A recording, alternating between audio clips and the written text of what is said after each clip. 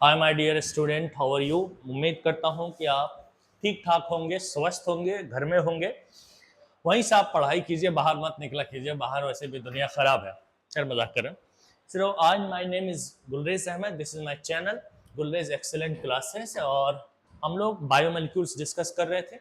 Biomolecules में से हम लोग तकरीबन 5-6 लेक्चर डिस्कस कर चुके हैं। लास्ट लेक्चर में हम लोगों ने एंजाइम को डिस्कस किया था। तो एंजाइम के बारे में एनसीईआरटी क्या कहना चाहता है उसको हम थोड़ा सा रीड करते हैं। आपसे इल्तिजा है, रिक्वेस्ट है कि आप वीडियो को अंत तक देखें और वीडियो पसंद आने पे वीडियो को लाइक करें। हम लेट्स स्टार्ट करते हैं। थोड़ा सा इसको रीड करते हैं, उसके बाद हम आगे बढ़ेंगे। सबसे पहले की बात करें, एंजाइम्स के बारे में हम लोगों ने डिस्कस कर लिया है। एंजाइम्स के बारे में हम लोग डिस्कस कर लिया है। एंजाइम्स जो भी है डिस्कस कर लिया हम लोगों ने, ठीक है। अब एंजाइम में क्या क्या डिस्कस किया है थोड़ा एनसीईआरटी के हिसाब से देखिए। कह रहा कि almost all enzyme are protein, और मैंने ऐसा बोला था कि enzyme nothing but just a protein. सिर्फ एक एंजाइम ऐसा है जो प्रोटीन नहीं है, ये भी लिख रहा है। There are some nucleic acid that behave like enzyme. कुछ न्यूक्लिक एसिड मतलब आरएनए ऐसा है जो एंजाइम की तरह 23rd srRNA था, ये एंजाइम की तरह बिहेव करने लगता है, जिसे हम लोग राइबोजाइम कहते हैं। ये भी मैंने बोला हुआ था, जिसे हम राइबोजाइम बोला करते हैं, जिसे हम राइबोजाइम बोला करते हैं। ठीक है, ठीक है, ठीक है। यहाँ पे लिखा है one can depict an enzymes by a line diagrams. An enzyme like any protein has a primary structure. Line diagram है तो प्रोटीन है, प्रोटीन का कौन सा है, ये प्राइमरी प्रोटीन है। An enzyme by line diagram, कोई सी एंजाइम को हम लाइन डायग्राम से शो कर सकते हैं। One can depict an enzyme like protein has primary structure, amino acid sequence of the protein, ठीक है। उसके बाद an enzyme like any protein has secondary and tertiary structure. When we look at tertiary structure, ठीक है, figure आगे आएगा, we will notice that backbone of the protein chain fold up upon itself. तो तुम जब टर्सरी स्ट्रक्चर में चला जाता है तो उस प्रोटीन का बैकबोन फोल्ड हो जाता है, इस तरह से फोल्ड हो जाता है, फोल्ड हो जाता है। we will notice that आप नोटिस करेंगे, will notice that backbone of the protein fold, ठीक ठीक, the chain crisscross itself and hence many services, उसमें क्रिस क्रॉस आएगा और बहुत सारे सर्विसेज का फॉर्मेशन हो जाएगा, ऐसा मैंने लास्ट लेक्चर में बोला हुआ है। उसको सर्विसेज या pockets form. One such pocket is the active site, उसमें से एक ही एक्टिव साइट होगा। बहुत सारे पैकेट्स एंड सर्विसेज बनेंगे ऐसा हमने कहा हुआ था, लेकिन उसमें से एक ही एक्टिव साइट बनेगा। An active site of an enzyme is services या pocket into which the substance fit. Thus enzyme through their active site catalysis reactions, active site ही के साथ सबस्ट्रेट बाइंड होगा ना, at a high rate. enzyme catalyst differ from inorganic catalyst in many ways. ये भी बात बोली थी हमने, but one major difference needs mentions. क्या सा inorganic catalyst वर्क एब्सेंटली, जो सबसे बड़ा डिफरेंस है एंजाइम के कंपेयर में, कि एफिशिएंटली इनऑर्गेनिक कैटलिस्ट काम कर सकता है कहां पे, एट हाई टेम्परेचर पे काम कर सकता है, और एंजाइम नहीं कर सकता। हाई प्रेशर पे काम कर सकता है और एंजाइम नहीं कर सकता। while enzyme get damaged at denatured at high temperature and pressure. However, enzyme can isolate from organism normally live under extremely high temperature. ऐसे ऑर्गेनिज्म से जो एक्सट्रीमली हाई टेम्परेचर में रहे, हॉट स्प्रिंग में पाया जाए, उससे एंजाइम को अगर आइसोलेट करते हैं हॉट इवेंट से या सल्फर स्प्रिंग से रहने वाले ऑर्गेनिज्म से हासिल करते हैं, तो वो स्टेबल एंजाइम होगा। थर्मोस्टेबल एंजाइम हम कहते हैं, and retain their catalytic power, उसकी कैटालिटिक पावर बची रहेगी हाई टेम्परेचर पे। और वो टेम्परेचर कितना होगा, सॉरी वो टेम्परेचर कितना होगा, चलिए वो टेम्परेचर कितना होगा, वो 80 से 90 डिग्री सेल्सियस होगा। और किस एंजाइम की वो बात कर रहा है, थर्मोस्टेबल एंजाइम, मतलब टैक पॉलीमरेज। ये भी मैंने बताया हुआ था कि टैक पॉलीमरेज केवल एक इकलौता एंजाइम है, टैक पॉलीमरेज केवल ये इकलौता एंजाइम है जो हाई टेम्परेचर पे एफिशिएंटली काम कर सकता है, डीनेचर नहीं होता है। लेकिन ये कैसे, किस ऑर्गेनिज से, ऐसे ऑर्गेनिज से हासिल किया गया जो हॉट स्प्रिंग में, हॉट इवेंट्स में पाया जाता है या सल्फर में पाया जाता है, सल्फर कंडीशन में पाया जाता है। उस ऑर्गेनिज का नाम है थर्मस एक्वाटिकस बैक्टीरिया। ये एक बैक्टीरिया है, आर्की बैक्टीरिया है, थर्मस एक्वाटिकस बैक्टीरिया।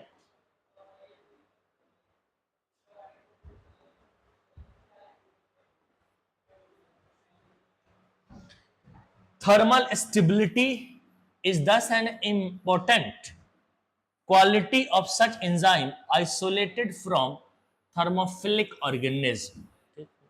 बाकी ये सारी बातें हमने करा हुआ है, हमने सिर्फ देखा कि एनसीईआरटी में भी वही वही बात किया है जो हम लोगों ने किया है, तो एनसीईआरटी से अलग नहीं किया हम लोगों ने। सो हम लेट्स आगे के टॉपिक को हम स्टार्ट करते हैं। और आगे है कि एंजाइम के बारे में तो हम बात जान गए, एंजाइम के फीचर्स के बारे में जान गए, लेकिन हाउ एंजाइम वर्क यानी mechanism of mode of action, ये हमें देखना है। Mechanism of action of enzymes, ये हमें देखना है। तो अब चलते हैं और डिस्कस करते हैं mechanism of action of enzymes, mechanism of action of enzymes, action of enzymes।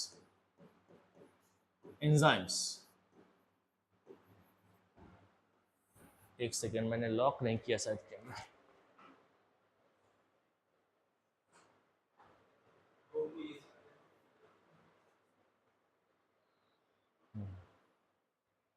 Mechanism of action of enzymes, mechanism of action of enzyme हमें अभी देखना है।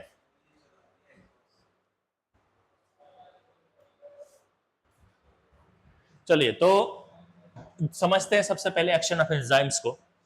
हम क्या करते हैं ना, सबसे पहले एक बीकर लेते हैं। अपने पास एक बीकर है, अपने पास एक बीकर है, अपने पास एक बीकर है, बीकर ले लेते हैं, बीकर ले लेते हैं। अब ब्राइटनेस को क्या हो गया इसको, अपने पास एक बीकर है, इस बीकर, इसका नाम ले लेते हैं बेकर। इसमें डालते हैं पहले पानी। पानी इसलिए डालते हैं क्योंकि एंजाइम का एक्शन देखना, और हम पहले से जानते हैं कि एंजाइम पानी के बगैर काम नहीं करेगा, ऐसा हमने बता दिया है कि एंजाइम पानी के बगैर काम नहीं चाहेगा। तो यहाँ मीडियम होना चाहिए और मीडियम में वाटर होना चाहिए, मीडियम होना चाहिए और मीडियम में वाटर होना चाहिए। इस वाटर के अंदर हम अब क्या रखते हैं, हम एंजाइम को रख देते हैं। हमने क्या रख दिया, यहाँ पे बहुत सारे एंजाइम बना दिया, ये है अपना एंजाइम, यहाँ पे एंजाइम बना दिया, इस तरीके का शेप बना देते हैं। एक एक्टिव साइट है, ये एंजाइम है, इस तरह से होता है ना, एक एंजाइम है और एंजाइम का ये क्या है, एक्टिव साइट है। ये सारी डिस्कशन पिछले प्रीवियस लेक्चर में हो गया। ये एक्टिव साइट है, ये सबस्ट्रेट के लिए इंतजार कर रहा है। तो सबस्ट्रेट अब हम बनाते हैं, और सबस्ट्रेट को तुम देखोगे तो वो ऐसा दिखाई देगा। ये सबस्ट्रेट है, ये सबस्ट्रेट है, ये सबस्ट्रेट है, ये सबस्ट्रेट में, ये सबस्ट्रेट है। सबस्ट्रेट यहां पे रिएक्टेंट को कह सकते हैं, सबस्ट्रेट ये रिएक्टेंट का काम करते हैं, तो इसीलिए हम इनको रिएक्टेंट कह सकते हैं।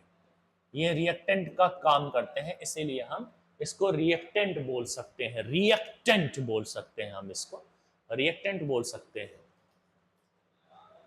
और ये सबस्ट्रेट का जो शेप है, ये हम बोलते हैं it is shape for active site, it is shape for, ये एक्टिव साइट में जाने के लिए ही बना हुआ है, shape for active site, active site, active site में ये जाने के लिए ही बना है, वो एक्टिव साइट के हिसाब से ही बना है।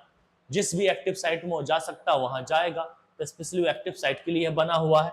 और यहाँ पे ये मौजूद है एक्टिव साइट्स। थोड़ा सा मैं अलग से इंडिकेट, ये वाली चीज, इसको हम क्या करें, एक्टिव साइट कहते हैं। इसी के लिए ये शेप बना है। सबस्ट्रेट के पास भी एक ऐसा शेप है जो एक्टिव साइट के अंदर फिट बैठने के लिए तैयार बैठा हुआ है।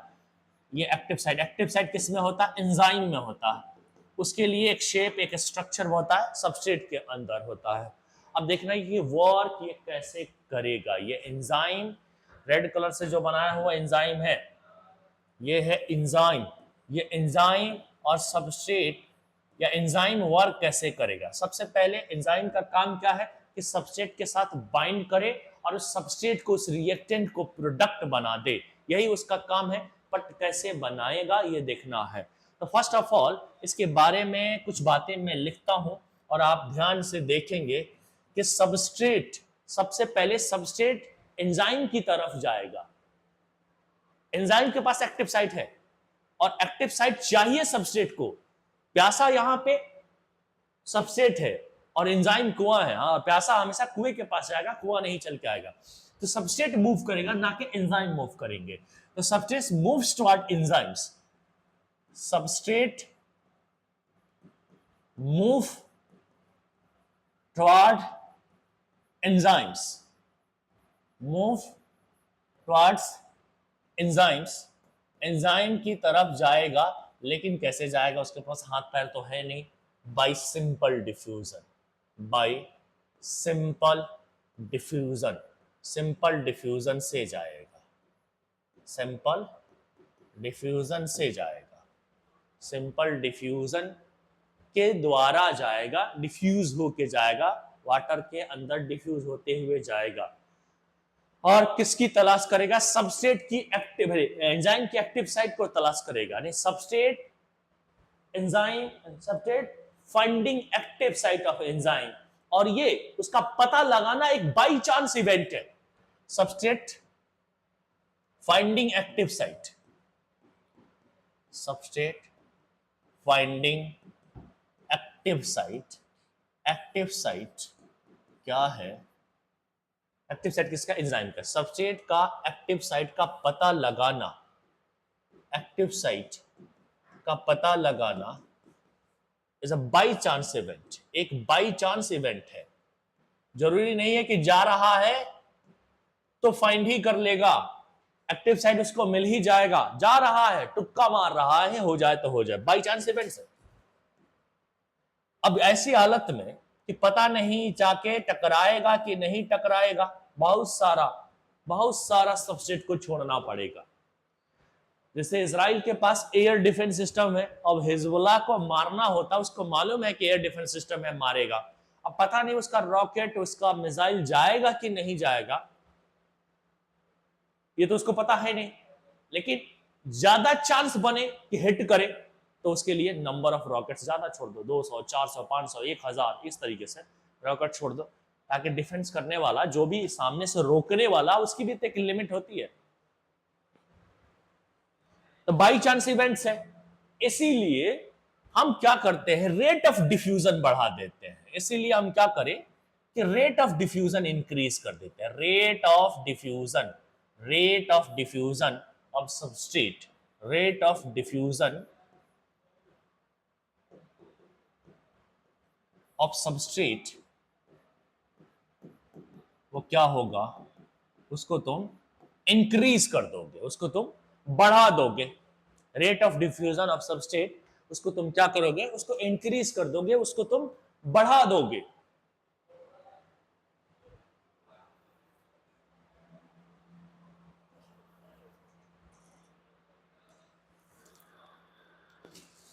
कैसे बढ़ाओगे, कॉन्सेंट्रेशन बढ़ा दो।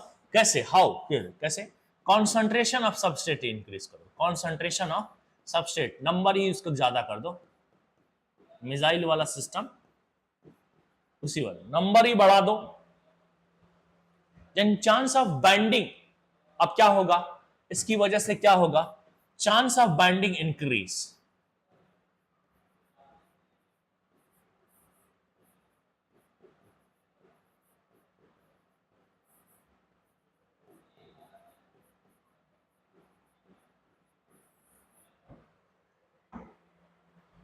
चांस ऑफ बाइंडिंग इंक्रीज, तो बाइंडिंग के चांस इंक्रीज हो गई। मान लिया कि बाइंड हो गई, मान लिया कि सबस्ट्रेट का वो शेप एक्टिव साइट को ढूंढ लिया, तो फिर क्या होगा? तो फिर क्या होता है? अगर ढूंढ लिया तो क्या होता है, उसके लिए आप पहले इसको लिखो, क्या मतलब स्क्रीनशॉट ले लो और हम आगे बढ़ते हैं। मान लेते हैं कि ढूंढ लिया, मान लेते हैं ढूंढ लिया, और ढूंढने के बाद देखो क्या होगा। ये तो तुम्हारा एंजाइम है और एंजाइम का ये एक्टिव साइट है, क्या दिख रहा है? ये तो तुम्हारा एंजाइम है और एंजाइम का क्या एक्टिव साइट है। अब एक मिनट दिख रहा, एक मिनट देख लो, इधर देख लो।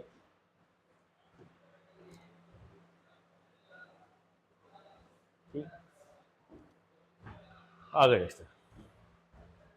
ये एंजाइम है, फिर से बनाते हैं हम, थोड़ा सा मोटा कर देते हैं इसको ताकि आपको और अच्छे से दिखे। ये आपका एंजाइम का है, ये एंजाइम है और ये एक्टिव साइट है, इसको हम एक्टिव साइट बोल रहे हैं, एक्टिव साइट बोल रहे हैं, एक्टिव साइट है। ऊपर जो है आ रहा है कौन? सबस्ट्रेट आ रहा है, और ये सबस्ट्रेट ने ढूंढ लिया है एक्टिव साइट को, मतलब उसका ये जो शेप है वो एक्टिव साइट के अंदर जाके घुस गया, ऐसा कुछ हुआ। फर्स्ट ऑफ ऑल क्या होगा, फर्स्ट ऑफ ऑल क्या होगा कि बाइंड तो करेगा भाई, अगर एक बार तलाश कर लिया तो बाइंड तो करेगा। देखो बाइंडिंग तो हो रही है, बाइंडिंग हो गई। अब यहाँ पे जो एक्टिव साइट के अंदर जो स्पेसिफिक आर ग्रुप होता है वो इसके साथ मैच हो गया तो बॉन्ड बना लेगा, बॉन्ड बना लेगा। एक और बात थी कि सिर्फ बाइंड कर लेना काफी नहीं है, मतलब ढूंढ लेना काफी नहीं है, सबस्ट्रेट के जो शेप है उसके ऊपर जो आर ग्रुप, जो केमिकल ग्रुप है, वो यहाँ एक्टिव साइट के अंदर मौजूदा आर ग्रुप से मैच करना चाहिए। मान लिया कि मैच कर गया है और बाइंडिंग हो गई, लेकिन इनिशियली कैसी बाइंडिंग होगी? लूज बाइंडिंग होगी, सबसे पहले लूज बाइंडिंग होगी। तुम देख रहे हो कि सबस्ट्रेट के शेप में और एक्टिव साइट में अभी गैप दिखाई दे रहा, बाइंड हुई है, जो केमिकल एक्टिव साइट में है वही केमिकल सबस्ट्रेट में है, दोनों के बीच में बाइंडिंग हो गई, लेकिन अभी फिलहाल वो लूज बाइंडिंग होगी, लूज बाइंडिंग होगी। फिर लूज बाइंडिंग के बाद क्या होगा? टाइट बाइंडिंग होगी, बाद में टाइट बाइंडिंग होती। टाइट बाइंडिंग कैसे हो जाएगी? कैसे हो जाएगी? ये जो एक्टिव साइट है एंजाइम का वो अपने शेप को चेंज करेगा। ये एक्टिव साइट जो है एंजाइम का, एन एक्टिव साइट अपना शेप, चेंज दियर शेप, अपने शेप को, अपने शेप को चेंज करेगा, अपने शेप को चेंज करेगा, शेप को चेंज करेगा, और शेप को चेंज करने के बाद क्या होगा? And closely associate, and closely associate, और क्लोजली एसोसिएट हो जाएगा, क्लोजली एसोसिएट हो जाएगा, मतलब बाद में उसको एकदम टाइट बाइंडिंग हो जाएगी, ऐसी वाली बाइंडिंग बाद में हो जाएगी। कैसी? इस तरीके से मान लेते हैं ये अपना एंजाइम है, अब जो है सबस्ट्रेट अपना शेप को चेंज करे,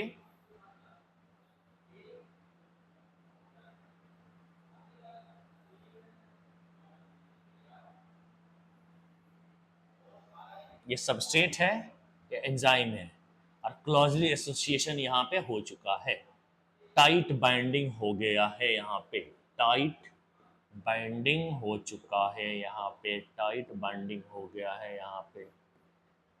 तो फर्स्ट ऑफ ऑल हम क्या बोले इसके बारे में कि क्या होता है जब ढूंढ लेता है, तो इनिशियली क्या one substrate bind to active site, when substrate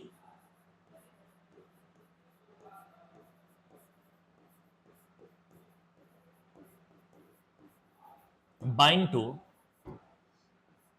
active site, active site को बाइंड करेगा, तो फर्स्ट ऑफ ऑल क्या होगा, एक्टिव साइट को जब बाइंड करेगा तो फर्स्ट ऑफ ऑल क्या होगा, first of all loose binding होगा।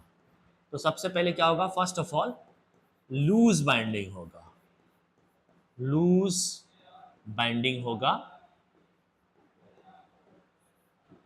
Loose binding occur, then tight binding occur, loose binding occur, उसके बाद देन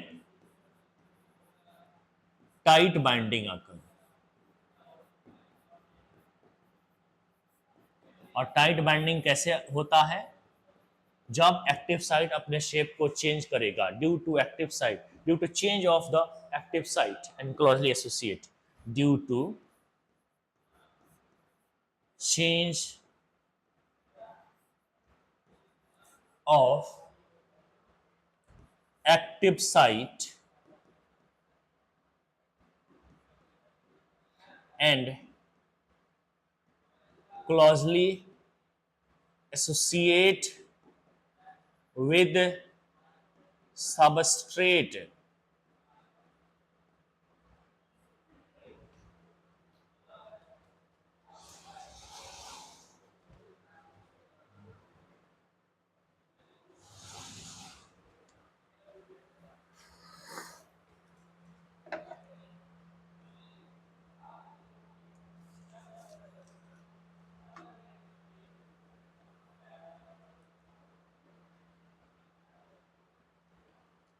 क्लियर, चलो थोड़ा आगे।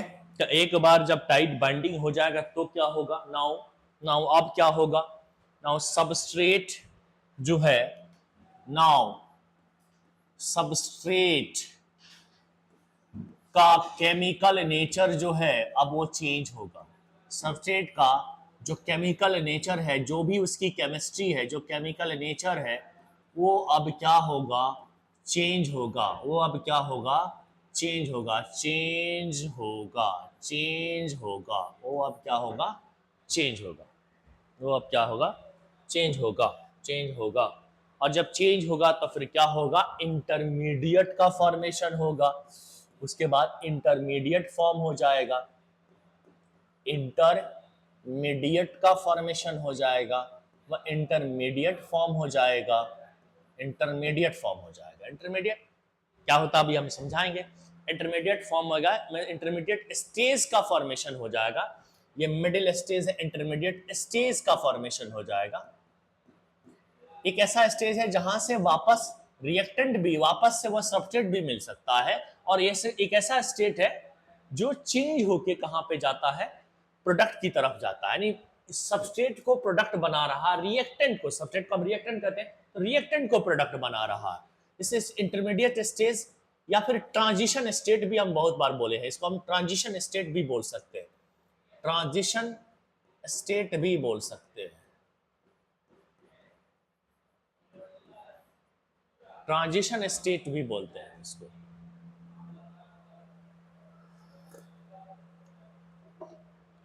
देन प्रोडक्ट फॉर्म, अब क्या होगा, प्रोडक्ट फॉर्म होगा, प्रोडक्ट बनेगा, प्रोडक्ट फॉर्म होगा, प्रोडक्ट बनेगा। और प्रोडक्ट जब बनेगा तो बहुत सी चीजें हुआ होगा, यानी ट्रांजिशन स्टेट आया, उसके बाद प्रोडक्ट बना होगा, यानी बॉन्ड ब्रेक भी हुआ होगा और बॉन्ड फॉर्म भी बना होगा। प्रोडक्ट का बनना bond break and bond form method है। एक ऐसा मैकेनिज्म है जिसमें बॉन्ड ब्रेक भी होता है, बॉन्ड फॉर्म भी होता है। इस चीज को समझते हैं ऐसे, हमारे पास एनसीईआरटी में ऐसे लिखा हुआ भी है, देखेंगे भी अभी हम ये।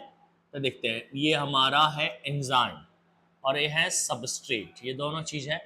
ये दोनों पहले आपस में बॉन्ड बनाएंगे, आपस में बाइंड होंगे। बाइंड हो गया मतलब ये इंटरमीडिएट स्टेज शुरू हो गया है। ये क्या है, इंटरमीडिएट स्टेज शुरू हो गया। ये भी क्या है, इंटरमीडिएट स्टेज। इसको हम ट्रांजिशन स्टेट भी कहते हैं, इंटरमीडिएट स्टेज या ट्रांजिशन स्टेट भी हम कहते हैं। तो ये ईएस कॉम्प्लेक्स ऐसे बोलते हैं, इसको एक कॉम्प्लेक्स मानते हैं, कहते हैं ईएस कॉम्प्लेक्स बना है। लेकिन ये रिवर्सेबल होता है वापस से टूट के, क्योंकि अभी यहाँ पे लूज बाइंडिंग हुई है, यहाँ पे बाइंडिंग लूज हुई है, तो ये रिवर्सेबल होता है। रिवर्सेबल है क्योंकि इन दोनों के बीच में जो ये बॉन्ड है वो वीक है, ये लूज बॉन्डिंग है, लूज बॉन्डिंग हुई है, लूज बाइंडिंग हो रही है अभी, इसीलिए टूट के ये वापस ऐसा भी बन सकता है। थोड़ी देर बाद क्या होता है, थोड़ी देर बाद क्या होता है कि ये है आपका एंजाइम और ये है आपका सबस्ट्रेट, और अब इस वक्त ये जो बॉन्ड है वो बॉन्ड बहुत स्ट्रांग बन जाएगा। यह भी ईएस कॉम्प्लेक्स ही कहलाएगा, यह भी ईएस कॉम्प्लेक्स ही कहलाएगा, लेकिन इस बार यहाँ पे बॉन्ड बड़ा मजबूत है। बॉन्ड मजबूत होने की वजह से अब ये चीज वापस नहीं जाएगी, आगे ही बढ़ेगी, तो हम इसको इर्रिवर्सिबल स्टेज भी कहते हैं। ये इर्रिवर्सिबल फॉर्म आ गया। ये दोनों ही ट्रांजिशन स्टेट में है, क्योंकि अभी ये ना तो सबस्ट्रेट है खाली, ना प्रोडक्ट है, तो ये दोनों ही ट्रांजिशन स्टेज में आया है। दोनों ही ट्रांजिशन स्टेट में माना गया, दोनों को हम इंटरमीडिएट स्टेज कहेंगे। क्यों कहेंगे इंटरमीडिएट स्टेज? क्योंकि इसके जस्ट बाद ही क्या होने वाला है कि एंजाइम अलग रहेगा, एंजाइम अलग हो जाएगा, ठीक है, क्योंकि सबस्ट्रेट चेंज हो चुका है। किसमें चेंज हो चुका है? प्रोडक्ट में चेंज हो गया है, क्योंकि सबस्ट्रेट बन गया है प्रोडक्ट में। ये सबस्ट्रेट जो था अब ये प्रोडक्ट बन चुका है, जो सबस्ट्रेट था वो प्रोडक्ट बन चुका है, तो चेंज हो चुका है। तो इन्होंने चेंज किया, इस स्टेज ने चेंज किया, तो इनको ट्रांजिशन स्टेट कह लो या इंटरमीडिएट स्टेज कह लो। इंटरमीडिएट स्टेज कह लो, स्टेज कह लो, या फिर ट्रांजिशन स्टेट कह लो।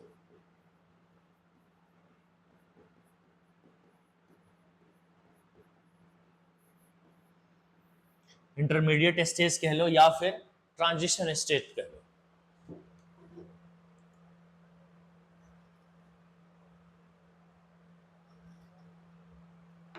एक ऐसा स्टेज जहां पे चेंजेस चल रहे होते हैं, जो स्टेबल नहीं है। जब तक सबस्ट्रेट था तो भी मान लेते हैं स्टेबल है, अब प्रोडक्ट हो गया तो भी स्टेबल है, लेकिन यहाँ पे कोई स्टेबिलिटी नहीं है, चेंजेस चल रहा है, अनस्टेबल है। तो ये पूरा स्टेज जो है अनस्टेबल होता है, ये अनस्टेबल होता है विथ रेस्पेक्ट टू एनर्जी। अगर रेस्पेक्ट टू एनर्जी के हिसाब से देखें तो ये अनस्टेबल स्टेजेस होते हैं जो बीच में आए हुए हैं। जो एनर्जी के हिसाब से देखें ये अनस्टेबल स्टेजेस है।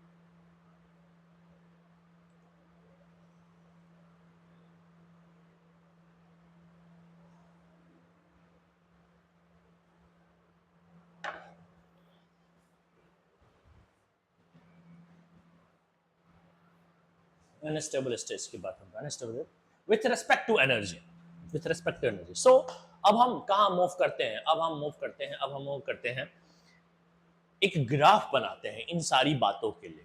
एक ग्राफ बनाते हैं, एक ग्राफ बनाते हैं। उस ग्राफ से भी हम समझेंगे कुछ बातें। यहाँ पे एक्स एक्सिस वाई एक्सिस तो भाई ग्राफ में होगा ही। एक्स एक्सिस में हम क्या रखने वाले हैं? रिएक्शन प्रोसेस, रिएक्शन प्रोग्रेस को रखने की, रिएक्शन किस तरीके से होता है, प्रोग्रेस कैसे हो रहा है। और इस तरफ वाई एक्सिस के ऊपर जो एक तरह का डिपेंडेंट एक्सिस है, वहां पे तुम्हें एनर्जी को रखना है, ये एनर्जी को रखना है।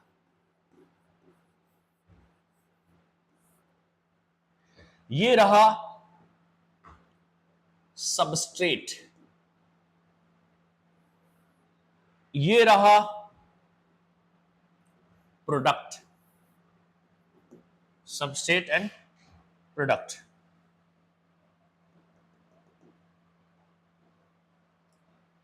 इस लेवल की एनर्जी को मैं एनर्जी ऑफ सबस्ट्रेट कह देता हूं, क्योंकि ये पूरा ही एनर्जी है, ये पूरा एनर्जी है। तो यहां भी कुछ एनर्जी होगी, यहां भी कुछ एनर्जी होगी, यहां भी कुछ एनर्जी, यहां भी कुछ एनर्जी होगी। जो सबस्ट्रेट के लेवल की एनर्जी है, थोड़ा सा और ऐसे करते हैं,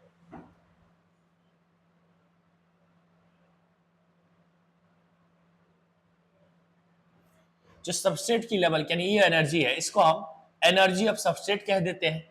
और यहां पे जो एनर्जी बन रही है अपने पास, इसे हम एनर्जी ऑफ प्रोडक्ट भी कह लेते हैं। इसको एनर्जी ऑफ प्रोडक्ट बोलते हैं, या एनर्जी ऑफ सबस्ट्रेट बोल देते हैं। एनर्जी ऑफ प्रोडक्ट बोलते हैं और एनर्जी ऑफ सबस्ट्रेट बोलते हैं। और यहां पे भी एक एनर्जी है, यहां पे भी एक एनर्जी शो कर देते हैं। ये वो एनर्जी है कि अगर मैं उतना एनर्जी सबस्ट्रेट को दे दूं, यानी इतनी एनर्जी सबस्ट्रेट को दे दूं, तो सबस्ट्रेट प्रोडक्ट में चेंज हो जाएगा। यानी इसकी एनर्जी को बढ़ाते बढ़ाते बढ़ाते अगर यहां तक पहुंचा दूं, तो इसको चेंज कर सकता है। नहीं, यहां तक पहुंचने से ट्रांजिस्ट हो जाता, ये चीज चेंज हो जा रही है, तो इसको एनर्जी ऑफ ट्रांजिशन स्टेट बोला करेंगे, है ना।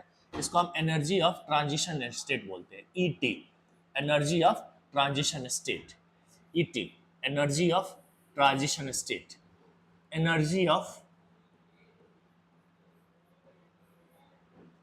ट्रांजिशन स्टेट,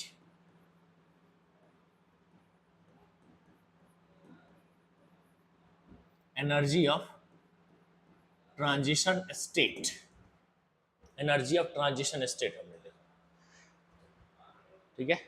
यहां पे हमारी एनर्जी ऑफ ट्रांजिशन स्टेट है यहां पे। अब वो कोई चीज है, कोई रिएक्शन से प्रोसीड होगी, नहीं कि सबस्ट्रेट के पास एनर्जी बढ़ रही है और उसकी एनर्जी पहुंच गई ट्रांजिशन स्टेट तक, तो फिर ये अपने आप क्या हो जाएगी, प्रोडक्ट में चेंज हो जाएगी। वो अपने आप ये प्रोडक्ट में चेंज हो जाएगी। थोड़ा शेप अलग खराब सा लग रहा, ऐसे ऐसे प्रोडक्ट में चेंज हो जाएगी। तो ये देखो रिएक्शन प्रोग्रेस पाथ है, ये रिएक्शन इस तरीके से हुई है। तो ये energy of transition, and transition energy हम इसको कहते हैं ईटी, शॉर्ट में ट्रांजिशन एनर्जी कहते हैं हम इसको, ठीक है। ये एनर्जी ऑफ सबस्ट्रेट है, एनर्जी ऑफ प्रोडक्ट है, एनर्जी ऑफ सबस्ट्रेट है, एनर्जी ऑफ प्रोडक्ट है। इन दोनों को हम इन दोनों के डिफरेंस को डेल्टा एच बोलते हैं, डिफरेंस को, जिसमें डेल्टा एच का मतलब हमेशा क्या होता है, हमेशा energy of product minus energy of substrate होता है। ये डेल्टा एच की वैल्यू होती है। अब यहाँ पे सोचो कि प्रोडक्ट तो यहाँ पे लो दिख रहा नीचे है और सबस्ट्रेट हाई है। अगर लो में से हाई चीजों को माइनस करोगे तो वैल्यू नेगेटिव में आएगी, यानी डेल्टा एच यहाँ पे नेगेटिव है। और डेल्टा एच अगर ये नेगेटिव है, इसका मतलब हमारे पास जो ग्राफ है, ये ग्राफ एक्सोथर्मिक रिएक्शन का है, क्योंकि डेल्टा एच नेगेटिव मतलब एक्सोथर्मिक है, तो एक्सोथर्मिक रिएक्शन का है।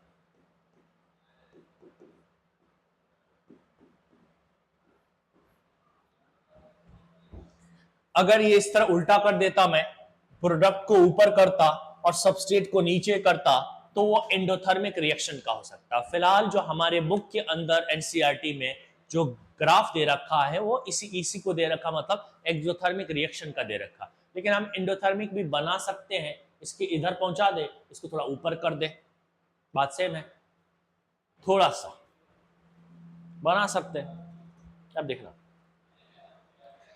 वो कितनी एनर्जी है, वो कितनी एनर्जी है जिसको सबस्ट्रेट में देने से ट्रांजिशन स्टेट की एनर्जी को अख्तियार किया, अटेन किया और प्रोडक्ट बन गया। अगर प्रोडक्ट बन गया तो वो एनर्जी ये है। अगर मैं इसको लाइन पूरा बढ़ा देता हूं तो ये एनर्जी ये है, ये है वो एनर्जी, ये है वो एनर्जी जिसको देने से सबस्ट्रेट प्रोडक्ट बन गया। अगर इतनी एनर्जी ना देते, ना वो ट्रांजिशन स्टेट तक पहुंचती, ना प्रोडक्ट बनता। तो ये जो एनर्जी है ना, इसको हम कहते हैं activation energy, energy of activations. Short में हम लोग इसको ई स्मॉल ए कहते हैं, एक्टिवेशन एनर्जी हम इसको बोलते हैं। यानी एनर्जी बैरियर है एक तरीके का, ये एनर्जी बैरियर है, एनर्जी बैरियर है एक तरीके का, एनर्जी बैरियर है एक तरीके का, एनर्जी बैरियर है, एनर्जी बैरियर है। एनर्जी बैरियर किसको बोलोगे? तो it is energy, average energy difference between substrate and transition state. ये है क्या एक्चुअल में? ये एक तरह का एवरेज एनर्जी है, average energy, average energy, energy between energy of substrate and energy of transition state, उनके बीच के डिफरेंस है। इतनी एनर्जी देने से सबस्ट्रेट प्रोडक्ट में चेंज होता है। सबस्ट्रेट कम हो ज़्यादा हो बात अलग, लेकिन इतनी एनर्जी देने से सबस्ट्रेट प्रोडक्ट में चेंज हो जाता है। ये इतनी एनर्जी कहीं से आएगी तो सबस्ट्रेट प्रोडक्ट में चेंज हो जाता है।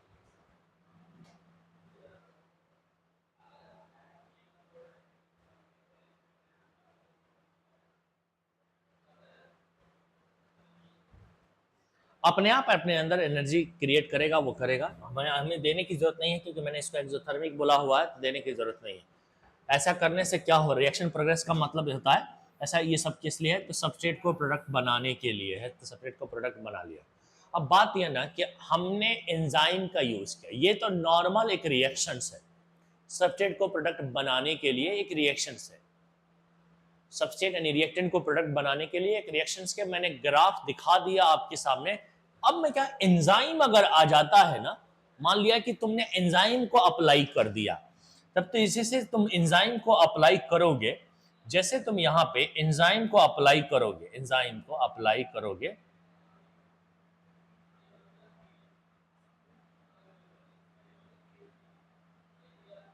जैसे एंजाइम के आप अप्लाई करते हो, पता नहीं दिख रहा कि नहीं,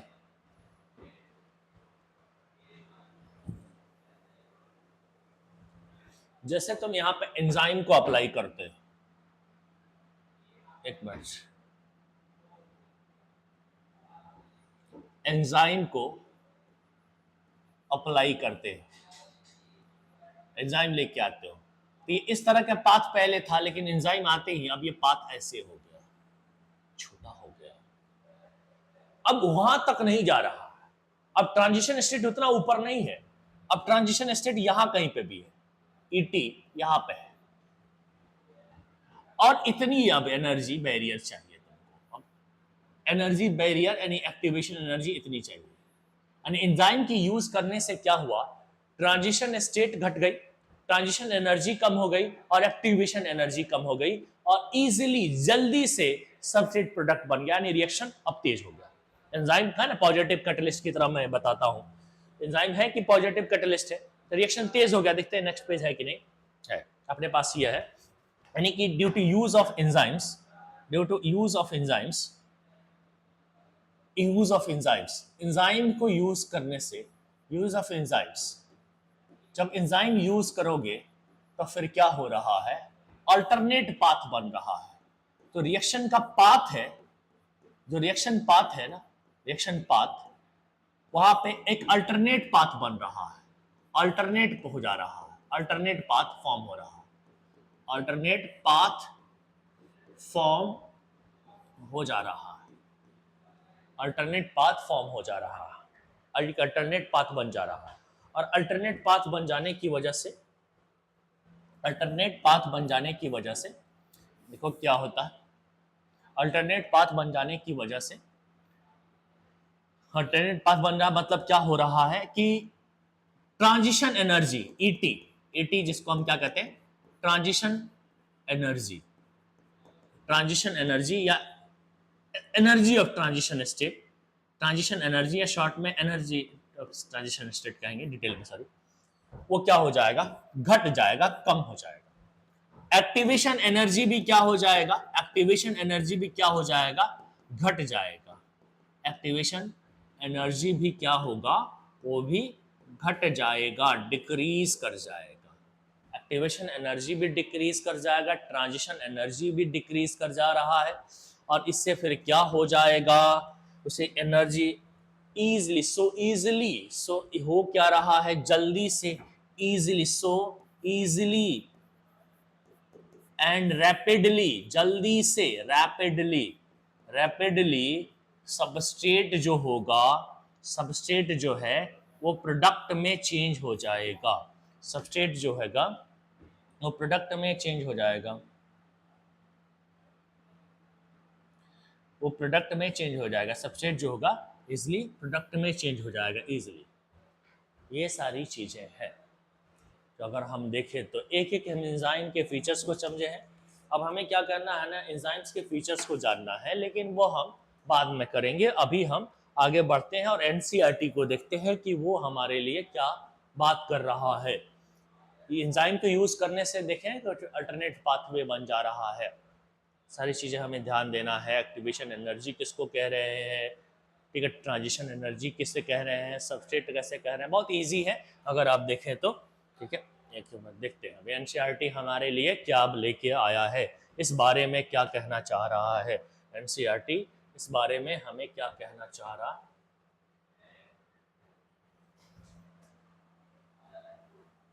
सॉरी,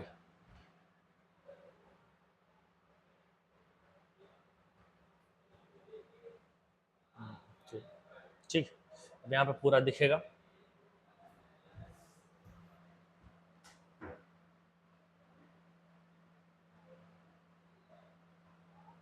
ब्लैक लेते हैं। How enzyme bring about such high rates of chemical conversion, ये ऐसे में देखते हैं। तो ये थोड़ा मैं डीलिंग पानी to understand this way we should study enzymes a little more. We have already understood the idea of an active site. हम जान चुके हैं कि एंजाइम के अंदर इस तरीके का एक शेप आता है, इसको हम क्या बोलते हैं, तो इसको हम एक्टिव साइट बोलते हैं।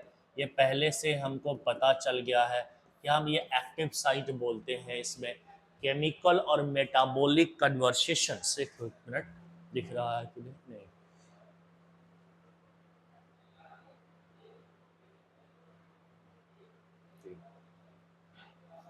केमिकल एंड मेटाबॉलिक कन्वर्सेशंस, इससे पीछे का सब दिखा ना, chemical and metabolic conversion refer to a reactions. The chemical which converted into product is called substrate. Substrate, hence enzymes.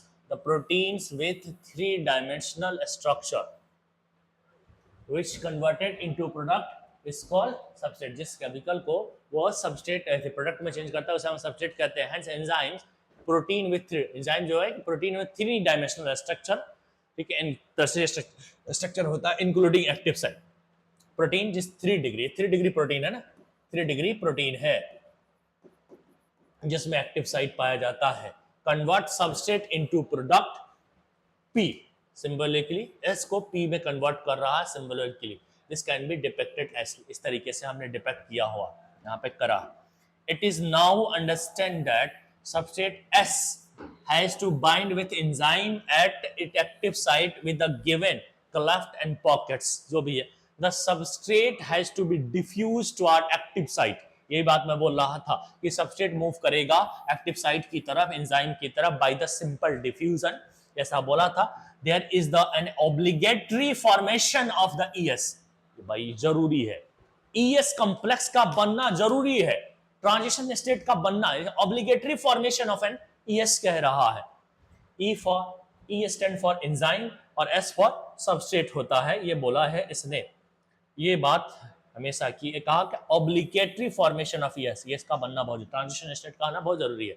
यहाँ पे ई स्टैंड फॉर एंजाइम है। This complex formation is a transient phenomena, transient transition transient phenomena, ठीक है, during the state where substrate bounded to the enzymes active site, a new structure of the substrate called transition state structure। Transition state structure, इसको हम क्या बोल रहे हैं, चाहे reversible हो चाहे इरिवर्सिबल हो, transition state structure, transition state structure, state structure, transition state structure.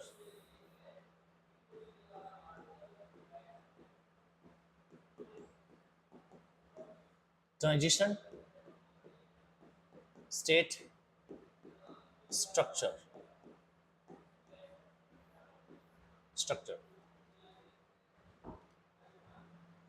is formed very soon after the expected bond breaking, bond making is a completed. bond टूटना, bond बनना complete हो जाएगा तो फिर क्या हो जाएगा, product release from active site. फिर जब बॉन्ड जितना टूटना है टूट गया, जितना जो बनना है बन गया, उसके बाद एक्टिव साइट प्रोडक्ट निकाल देगा. नहीं, प्रोडक्ट बना चुका है तभी तो निकालेगा. प्रोडक्ट रिमूव कर देगा वो. देखो प्रोडक्ट को रिमूव करेगा वो, तो product released from active site से. in other words a structure of substrate get transformed into the structure of the product. The pathway of this transformation must go through the so called, यहाँ पे देखो, so called transition state structure. बोला, सारी बातें तो हो ही गई.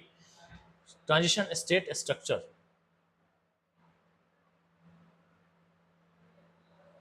ये नहीं दिखेगा.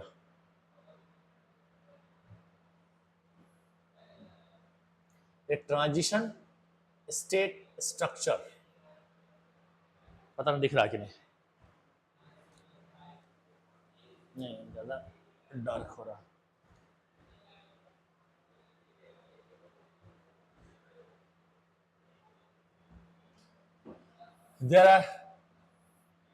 there could be many more altered structure state between the stable substrate and product implicit in this statement. देखो फालतू की देनी है, कोई क्वेश्चन यहाँ से नहीं आ रहेगा.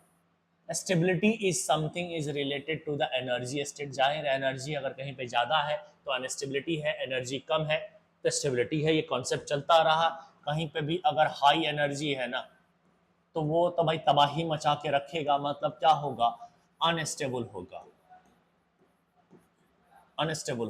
और कहीं पे भी अगर लेस एनर्जी है तो वो स्टेबल होगा, अनस्टेबल होगा. ये सारी चीजें. And we look this pictorially through a graph look like a something is an a figure. This जो दिखाई दे रहा, Y axis represent the potential energy. तुम देख लो यहाँ आराम से. एनर्जी में भी पोटेंशियल एनर्जी की बात वहाँ पे नहीं की, बोला नहीं था, लेकिन है ये रिएक्शन प्रोग्रेस है. ये हमारे ग्राफ है, तुम देख रहे हो. एक बिना एंजाइम का ये वाला पाथ है. ट्रांजिशन स्टेट थोड़ा ऊपर है. एक्टिवेशन एनर्जी यहाँ से लेकर यहाँ तक लिया है उन्होंने. एक्टिवेशन एनर्जी को यहाँ से यहाँ तक लेकर, लेकिन जब एंजाइम के साथ देखा, एंजाइम को यानी एक्टिवेशन एनर्जी विथ एंजाइम, तो फिर इतना ही बचा है. तो घट रहा है, लेकिन दो पाथ बन रहा है यहाँ पे इस तरह से रिएक्शंस गए. तो एक तो ऐसे बन रहा है, मान लेते सर इस तरह से, ये अपना एनर्जी है और ये है रिएक्शन प्रोग्रेस है. तो एक तो एनर्जी ऐसे, एक पाथ ऐसे बन रहा है और दूसरा पाथ ऐसे बन रहा है. तो ये तो विदाउट एंजाइम है,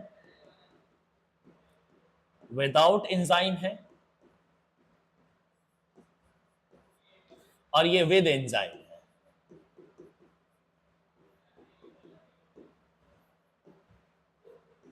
with enzyme. y axis represent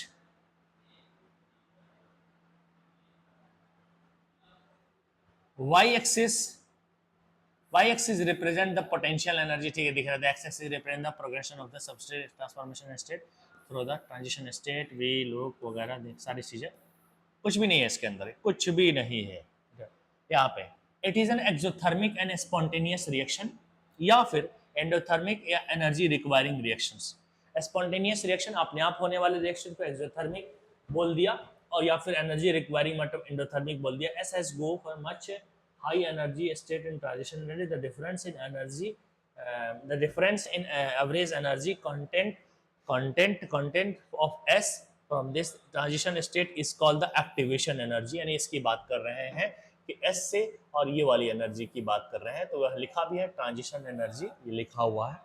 तो सो यहाँ तक हमारा ये फिनिश हो जाता है, ये टॉपिक हमारा फिनिश हो जाता है। अब हमारा जो है नेक्स्ट टॉपिक है, अगले कल जो पढ़ेंगे इंशाल्लाह लेक्चर नंबर 8 के करेंगे उसमें, और उसके अंदर हमें जो फीचर ऑफ एंजाइम, और ये बड़ा ही इंपॉर्टेंट होने वाला है, फीचर ऑफ एंजाइम्स, और पूरा हमें एंजाइम को फिनिश करना है कल। सो तो खुश रहिए, जाइए पढ़ाई लिखिए कीजिए, खेलिए कूदिए।